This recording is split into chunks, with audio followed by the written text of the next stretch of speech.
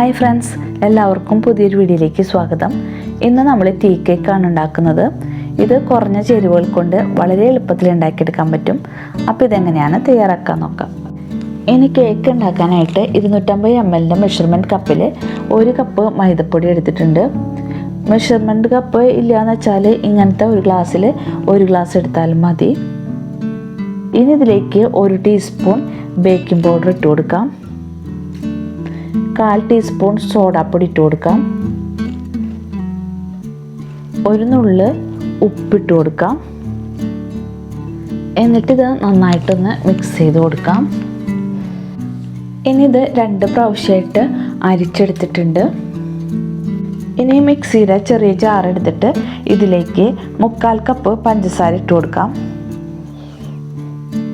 ഇനി ഇത് അടച്ചു വെച്ചൊന്ന് പൊടിച്ചെടുക്കാം. ഈ ഷുഗർ പൊടിച്ചെടുത്തപ്പോൾ 3/4 കപ്പുള്ളത് 1 കപ്പായിട്ടുണ്ട്. ഇനി ഇത് മാറ്റി വയ്ക്കാം. ഇനി മിക്സിയുടെ ചെറിയ ജാർ എടുത്തിട്ട് ഇതിലേക്ക് 2 കോഴിമുട്ട പൊട്ടിച്ചൊഴിച്ചിട്ടുണ്ട്. ഇതൊന്ന് അടച്ചു വെച്ചിട്ട് അടിച്ചെടുക്കാം. ഇത് ഒന്നിലിട്ടിട്ട് ഒരു 30 സെക്കൻഡ് അടിച്ചെടുക്കണം. ഇപ്പം ഇത് അടിച്ചെടുത്തിട്ടുണ്ട്. ഇനി ഇതിലേക്ക് പൊടിച്ചെടുത്ത പഞ്ചസാര 1 കപ്പ് ഇട്ട് കൊടുക്കാം. എന്നിട്ട് ഇത് അടച്ചു വെച്ചൊന്ന് അടിച്ചെടുക്കണം. ഇതും ഒന്നിലിട്ട് ഒരു 30 സെക്കൻഡ് അടിച്ചെടുക്കണം. ഇപ്പം ഇത് അടിച്ചെടുത്തിട്ടുണ്ട്. ഇനി ഇതിലേക്ക് 1/4 കപ്പ് സൺഫ്ലവർ ഓയിൽ ഒഴിച്ചു കൊടുക്കാം. ഇതും അടച്ചു വെച്ചൊന്ന് അടിച്ചെടുക്കണം. ഇതും ഒന്നിലിട്ട് ഒരു 30 സെക്കൻഡ് അടിച്ചെടുക്കാം. ഇപ്പം ഇത് അടിച്ചെടുത്തിട്ടുണ്ട്. ഇനി ഇത് ഒരു ബൗളിലേക്ക് ഒഴിച്ചു കൊടുക്കാം. ഇനി ഇതിലേക്ക് 2 തരം എസൻസ് ചേർത്ത് കൊടുക്കുന്നുണ്ട്. പൈനാപ്പിൾ എസൻസും വാനില എസൻസും. വാനില എസൻസ് 1 ടീസ്പൂൺ ഒഴിച്ചു കൊടുക്കാം. പൈനാപ്പിൾ എസൻസിന് ഘ്രാണത കൂടുതലായതുകൊണ്ട് 8 തുള്ളി ചേർത്താൽ മതി. ഇനി ഇതൊരു ഹാൻഡ് വിസ്ക് വെച്ചിട്ട് ഒന്ന് മിക്സ് ചെയ്തെടുക്കാം. ഇനി ഇതിലേക്ക് നേരത്തെ എടുത്തു വെച്ച മൈദപ്പൊടി കുറേശ്ശായിട്ട് ഇട്ട് കൊടുത്തിട്ട് ഒന്ന് ബീറ്റ് ചെയ്തെടുക്കണം. ഇതിപ്പോൾ ബീറ്റ് ചെയ്തെടുത്തിട്ടുണ്ട്. ഇനി 1/2 കപ്പ് പാല് തിളപ്പിക്കാനായിട്ട് വെച്ചിട്ടുണ്ട്. ഇതിപ്പോൾ തിള വരുന്നുണ്ട്. ഇതിലേക്ക് 1 ടേബിൾ സ്പൂൺ ബട്ടർ ഇട്ട് കൊടുക്കാം. എന്നിട്ട് ഇതൊന്ന് മിക്സാക്കി കൊടുക്കാം. ഇനി ഇത് ചൂടോട് കൂടി തന്നെ ഈ ബാറ്ററിലേക്ക് ഒഴിച്ചു കൊടുക്കാം. ഇത് കുറേശ്ശെ ഒഴിച്ചു കൊടുത്തിട്ട് ഒരു ഹാൻഡ് വിസ്ക് വെച്ചിട്ട് പതുക്കെ ബീറ്റ് ചെയ്തെടുക്കാം. എനിക്ക് ഈ 1/2 കപ്പ് പാല് മുഴുവനായിട്ട് വേണ്ടി വന്നില്ല. 1 ടേബിൾ സ്പൂൺ പാൽ ഇതിൽ ബാക്കി വന്നിട്ടുണ്ടായിരുന്നു. പാകം നോക്കിയിട്ട് വേണം കേട്ടോ പാൽ ഒഴിച്ചു കൊടുക്കാനായിട്ട്. ചിലപ്പോൾ നമ്മൾ എടുക്കുന്ന പൊടിയുടെയോ മുട്ടയുടെയോ ഒക്കെ ചെറിയൊരു വ്യത്യാസത്തിൽ പാലൊഴിക്കുമ്പോൾ ചെറിയൊരു അളവിൽ വ്യത്യാസം വരാം. അപ്പോൾ ഇതാണ് ഇതിൻ്റെ പാകം. ഈ ഒരു പാകം മതി. ഇനി നമുക്ക് ഈ കേക്ക് ബേക്ക് ചെയ്തെടുക്കാനുള്ള ഓവൻ സെറ്റപ്പ് തയ്യാറാക്കാം. ഞാനിവിടെ ഇഡ്ഡലി ചെമ്പാണ് എടുത്തിട്ടുള്ളത്. ഇതിനടിയിൽ ഒരു റിങ് വെച്ച് കൊടുത്തിട്ടുണ്ട്. ഇനി ഇത് അടച്ച് വെച്ചിട്ട് 10 മിനിറ്റ് മീഡിയം ഫ്ലെയിമിലിട്ട് പ്രീഹീറ്റ് ചെയ്യാൻ വെക്കണം. ഇനി കേക്കിൻ്റെ ബാറ്റർ ഒഴിക്കാനായിട്ട് ഇതുപോലത്തെ ചതുരത്തിലുള്ള 6 ഇഞ്ചിൻ്റെ ട്രേ ആണ് എടുത്തിട്ടുള്ളത്. ഇതിനടിയിൽ ഓയിൽ പുരട്ടി കൊടുക്കാം. എന്നിട്ട് ബട്ടർ പേപ്പർ ചതുരത്തിൽ കട്ട് ചെയ്തിട്ട് ഇതിനടിയിൽ വെച്ച് കൊടുക്കാം.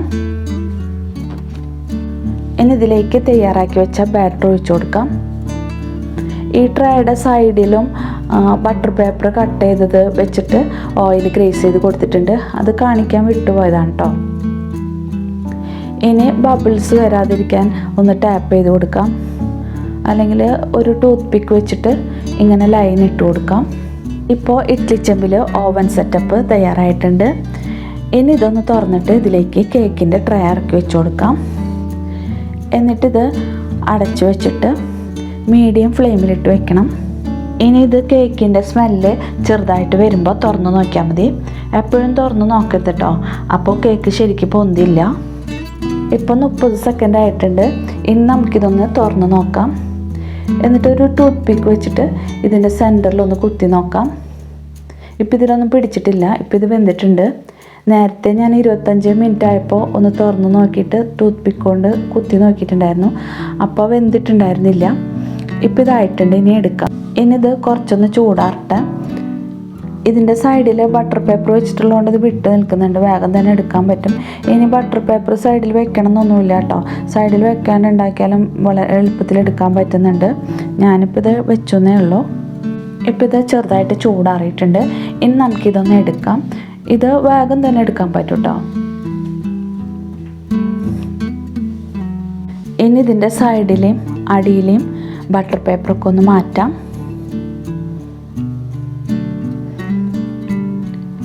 ഇപ്പോൾ കേക്ക് നല്ല സോഫ്റ്റായിട്ട് വന്നിട്ടുണ്ട്, നന്നായിട്ട് പൊന്തിയിട്ടുണ്ട്.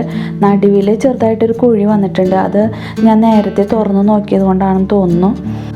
അതുകൊണ്ടാണ് വെവുന്നതിന് മുൻപായിട്ട് തുറന്ന് നോക്കരുതെന്ന് പറയുന്നത് കേട്ടോ. അതല്ലാതെ ഇതിന് വേറെ കുഴപ്പങ്ങളൊന്നുമില്ല. ഇത് നല്ല സോഫ്റ്റായിട്ട് വന്നിട്ടുണ്ട്, നല്ല ടേസ്റ്റും ഉണ്ട്. ഇത് ഞാൻ നേരത്തെ റൗണ്ടിലുള്ള ട്രയൽ ഉണ്ടാക്കിയെടുത്താണ് കേട്ടോ. ഇതും നല്ല സോഫ്റ്റായിട്ട് പൊന്തി വന്നിട്ടുണ്ട്. അപ്പോൾ ഈ വീഡിയോ ഇഷ്ടമാണെങ്കിൽ ലൈക്ക് ചെയ്യാനും ഷെയർ ചെയ്യാനും മറക്കരുത്. വീണ്ടും പുതിയൊരു വീഡിയോയുമായി കാണാം. Thanks for watching.